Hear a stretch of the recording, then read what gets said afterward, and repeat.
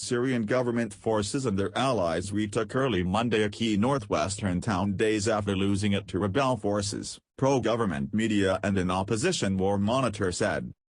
The town's recapture comes after escalating and direct clashes between Syrian and Turkish forces that could signal a new stage in the war. Turkey backs fighters in Syria's Idlib province, where the last remaining rebel forces in the country are holed up, and has sent thousands of troops into the area. The fighting has also sparked one of the war's worst humanitarian crises, with almost 1 million Syrian civilians fleeing toward the sealed Turkish border. Syrian activists said Turkish drone strikes killed more than 90 Syrian government forces and allied fighters. Turkey has lost 54 soldiers in February, including 33 killed Thursday in a single airstrike. Outraged, Turkey's President Recep Tayyip Erdogan announced his country's European borders were open Saturday for thousands of migrants and refugees as he sought to pressure Europe to help Turkey handle the fallout from the war in Syria.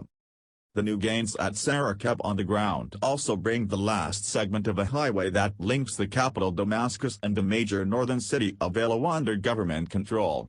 The highway was reopened late last month before insurgents seized Sarakeb, which sits on the highway, last week.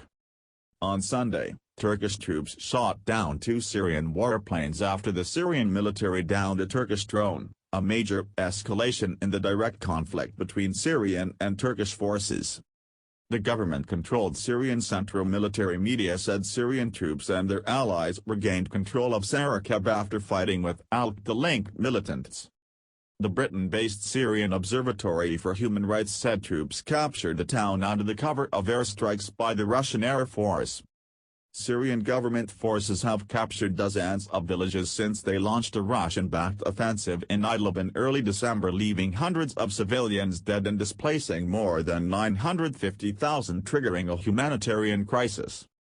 Amid the rising tensions between Turkey and Russia's ally Syria, Turkish broadcasters reported that Erdogan would meet Russian President Vladimir Putin in Moscow on March 5. The trip was later confirmed in a message to journalists.